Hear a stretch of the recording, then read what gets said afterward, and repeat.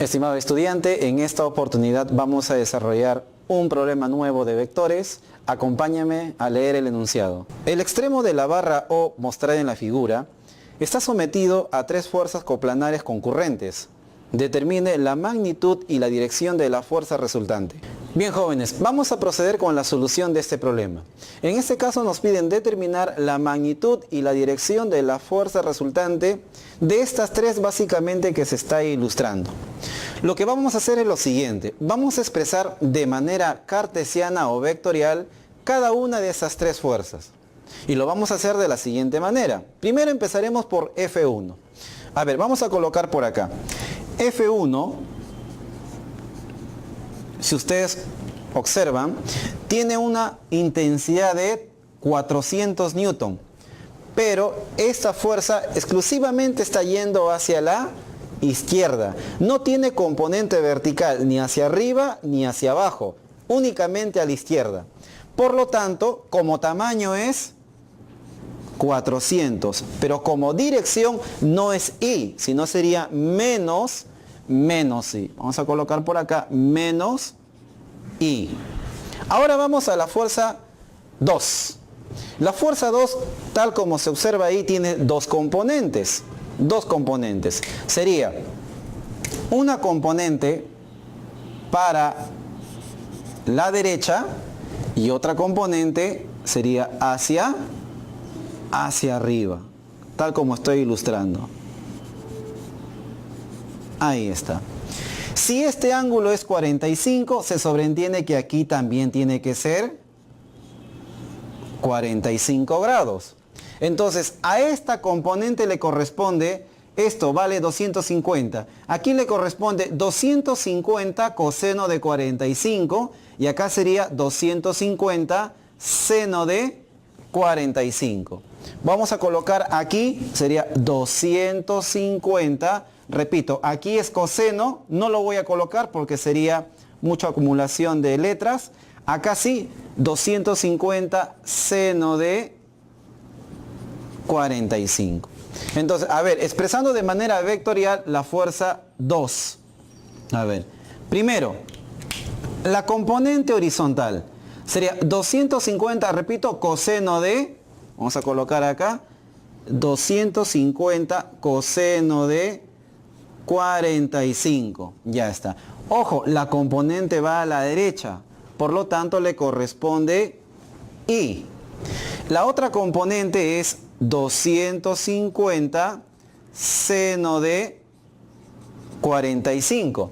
Pero esta componente va hacia arriba, hacia Y positivo. Por lo tanto acá sería más J. Ya está, más J. Ahí tenemos entonces la expresión vectorial de fuerza 2. Ahora vamos a determinar la expresión para F3. Vamos a colocar acá fuerza 3. En este caso vamos a encontrar las componentes de F3 de una manera distinta, por ejemplo, como hemos hallado para la fuerza 2. ¿Cómo lo hacemos? En este caso es completamente sencillo, solo que hay que tener en cuenta los lados que nos dan del triángulo. En este caso, primero vamos a ubicar las componentes. La fuerza 3 tiene una magnitud de 200 newton y está direccionado hacia la izquierda, pero también hacia arriba. Entonces sus componentes van hacia esa dirección. Repito, sería una componente hacia la izquierda, la componente horizontal, y otra componente hacia arriba. Ya está. ¿Cómo lo vamos a hacer? De una manera bastante práctica. Primero, elegimos el tamaño de la fuerza. El tamaño de la fuerza original, que es 200. Entonces vamos a colocar acá 200. Y lo vamos a multiplicar por una fracción. Pero si voy a determinar, por ejemplo, ahorita el cateto horizontal, ¿ya? O la componente horizontal, perdón, entonces tengo que utilizar de todas maneras el cateto del triángulo que es horizontal. En este caso sería multiplicarlo por 4. Y lo vamos a dividir siempre entre la hipotenusa, es decir, entre 5. Entonces, repito, esta componente, ¿cómo se calcula? Sería 200 Como la componente es horizontal, utilizo el cateto horizontal, lo multiplico y lo divido entre la hipotenusa del triángulo. Esta componente va para la izquierda, por lo tanto le corresponde acá signo negativo, menos i. Vamos a la otra componente. Se hace de una manera análogo a la parte anterior. Sería nuevamente 200 y ahora lo voy a multiplicar por el cateto vertical porque justamente la componente también es vertical. Entonces acá sería por 3 y lo vamos a dividir entre la hipotenusa, entre 5. Muy bien. Como la componente va hacia arriba, entonces sería acá más j. Muy bien. Entonces ya tenemos acá las tres fuerzas expresadas de manera vectorial. Vamos a determinar la suma para hallar obviamente la resultante. Sería acá. La fuerza resultante sería la suma obviamente de estas componentes. Empezamos primero con la componente I. Sería acá menos 400. Aquí tenemos. Luego tenemos más 250 coseno de 45 y aquí menos 200 por 4 sobre 5 y todo eso debe tener componente I. Ahora vamos a sumar las componentes J. Aquí no tiene, obviamente no voy a colocar nada, solamente voy a sumar estas dos. Sería más 250 seno de 45 más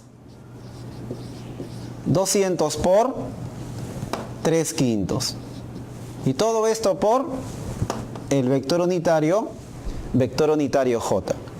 Hacemos un cálculo de esta expresión y tenemos aquí que la fuerza resultante debe ser igual a menos 383,2 I más 296,8 J. Ahí está. Haciendo el cálculo de esta expresión, así como de esta, tenemos esta expresión de la fuerza resultante. ¿Cuáles son las unidades de esta fuerza? Es justamente Newton, por las fuerzas que me dan. Entonces vamos a colocar acá todo esto en Newton. A partir de esto vamos a determinar su módulo y también su dirección. Tenemos entonces, a ver, módulo. Recuerden que obtenemos el módulo a partir de la raíz cuadrada. Sería el módulo de la fuerza resultante es igual a raíz cuadrada de, sería menos 383,2 al cuadrado más 296,8 también al cuadrado. Y esto nos da un valor de 484,7 Newton. Ese sería entonces la magnitud o el módulo de la fuerza resultante. Ahora vamos a determinar la dirección. Vamos a colocar por acá dirección. La dirección se calcula obviamente con el ángulo θ. Y como sabemos ya, de acuerdo a los videos anteriores, es la componente Y de la fuerza resultante entre la componente X. Es decir, componente Y entre la componente X. Sería 296,8 sobre menos 383,2. Haciendo el cálculo tenemos que el valor del ángulo θ es menos 37,8 grados. Muy bien. Este ángulo a veces tenemos que evaluarlo porque a veces no coincide o no es coherente con la posición de la fuerza resultante. Observemos. Vamos a suponer que tenemos por acá los ejes, eje X y eje Y. Al observar la fuerza resultante, podemos darnos cuenta que la componente horizontal es negativa, lo cual significa que la componente horizontal de la fuerza resultante está yendo a la izquierda y la componente vertical es positiva, por lo tanto se supone que la fuerza resultante está dirigida hacia arriba. Si es que es así, entonces claramente la fuerza resultante está en el segundo cuadrante, que es donde se cumple componente horizontal negativa y componente vertical positiva. Eso sería entonces, digamos, la posición de la fuerza resultante. Pero, ¿qué significado tiene el menos 37.8? Bueno, significa entonces que aquí, obviamente, este menos 37.8 se refiere al ángulo que está acá, aquel que está formando con el eje X. Muy bien, entonces vamos a colocar acá menos 37,8. Perfecto. Entonces, la respuesta que tenemos que dar es aquella que obviamente formaría el eje X positivo con esta parte de acá. Con esa parte de acá. Eso digamos que vendría a ser la dirección. O también nos dicen el sentido contrario al de las manecillas del reloj. Por lo tanto, nosotros podemos reajustar el valor del ángulo teta y decir teta en realidad va a ser igual a ¿qué? A menos 37,8 más, se supone que todo esto tiene que sumar 180. Así que aquí le sumamos simplemente 180 y tenemos que teta es igual a ver, sería acá 142,2 grados. Ya está.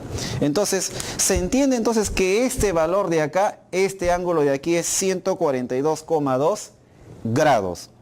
Entonces, esto sería la dirección correcta de la fuerza resultante.